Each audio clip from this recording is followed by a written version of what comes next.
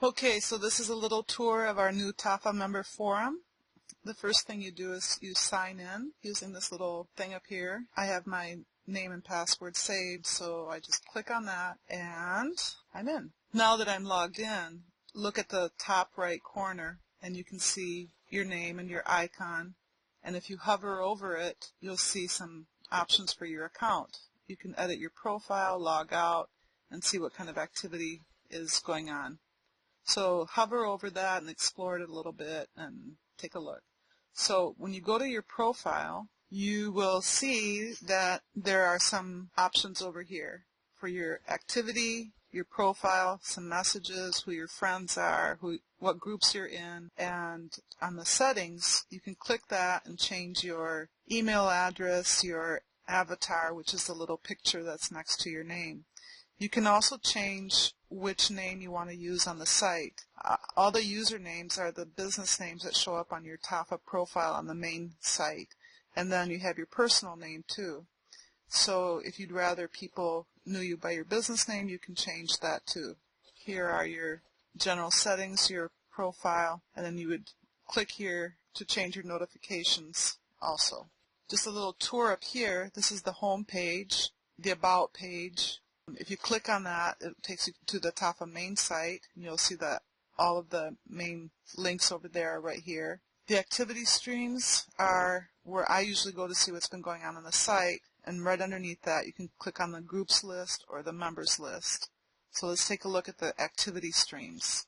Scroll down and you can see who's been posting. That gives you the latest updates of what's been happening all over the site. Now, if you look at the icon, the person's name comes right after that, and then it says, Catherine Beyer replied to the topic, introduce yourself in the forum, textile tours.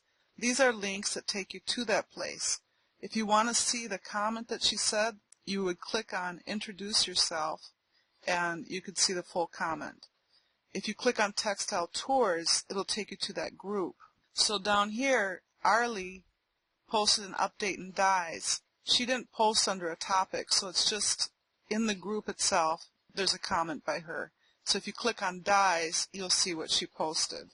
So you can see who became friends with whom, da-da-da-da-da-da. The one thing about friends is that if you are in a group and you want to invite somebody to come and join that group, you can only invite your friends. So that's the main reason why I would recommend having friends. Seems kind of silly. So this is the first page that I go to on the site to see what's been going on, the activity streams. Then you have the blog, and that's a regular WordPress blog that we're writing articles on, and anybody can see it, anybody can post comments on it. The TAFA stream is the same thing it's on the Rebel Mouse site.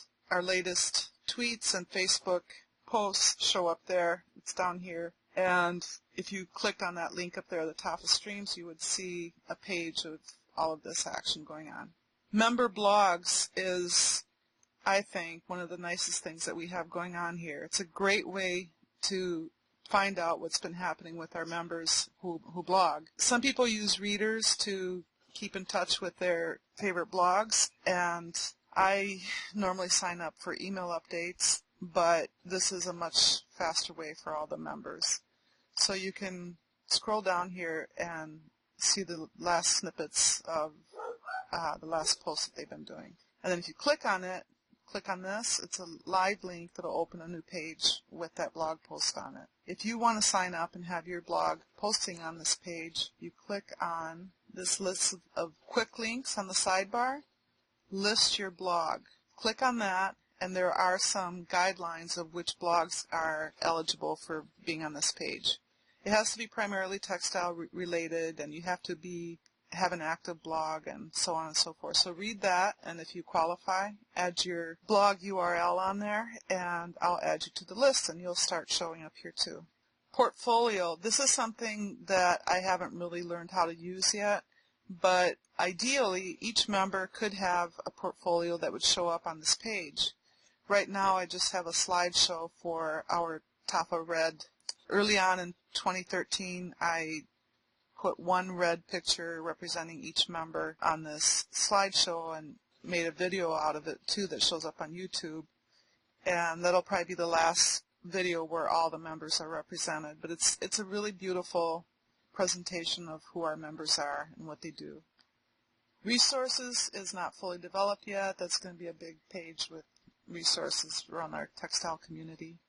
Classifieds is a really nice little classified page, I think, and it's only $10 to advertise for a month, and it does not have to be textile related. If you're selling a bunch of things that might interest our community, you are welcome to post it there. It could be for workshops, events, anything, and it's not just for TAFA members. Anybody can advertise there. And it's just a little way to help try to bring some income into the site, and so I hope you guys use it. Whoever posts in the classifieds page will be also posted on our Facebook page. Here's an ad by Jess Robo, and it's the Brood Baby Knits, and you can see each ad has 4 images, and then you can put whatever links you want. It's very easy to use, and I think very nicely displayed. You can see I'm over here. I'm the only person on our forum. Now we're on the groups directory page, and if you scroll down, you will see a whole bunch of the groups there, and you can choose how you want to see the order. The newly created ones, the last groups that were set up, or alphabetical. So there we have A, B, C, or the one that has the most members up at the top. Blogging has 53 members, Etsy's got 34, TAFA News has 18, Wearable Art has 16. My suggestion is to pick 3, 4, 5 groups that you're really interested in and start out with those until you feel comfortable, and contribute to each of them. Start testing posting images and things that you think are interesting, and I'll show you how to do that in a bit. Before you create a group, try searching for them and see if one has already been created. I'm going to look and see if there's a video group. Aha! Here's a video group, so we're going to click on that. We've only got 4 members in there right now. And when it opens up into the group, you will see the home page of that group. Here's a bunch of tabs. You have home, forum, members. You can send invitations, and you can pick your email options. So you can get a daily digest of what's been going on in that group, and that's what I recommend for right now as people are getting to learn how to use this. Or you can do a weekly digest, maybe for groups that you're not so interested in, but you want to kind of know what's going on. Or no emails, or you can have everything that's going on emailed to you, and I think that's kind of overkill. When you land on the home page, you see the activity that's been going on in this group, and it tells you who's joined, who posted something. This page is good for short announcements or for things that you don't need to have discussed over time. So if you just want to tell people something, this is a good place, and you can respond to the posts that are on this page. But you can't load images or videos on this page. So click on Forum, and you get a list of topics that are in this group. And this is basically why I've set this whole forum up. What I want to see happen with this is that we have a place where we can discuss things and where that content is kept, and somebody can see it 3 months down the road and add to it, so that we have a repository of knowledge and information. So if somebody's just learning how to make videos, they can come here and see what other members have posted and what tips there are, and hopefully they'll learn something. Or if we get stuck or new technology comes out, then we can post,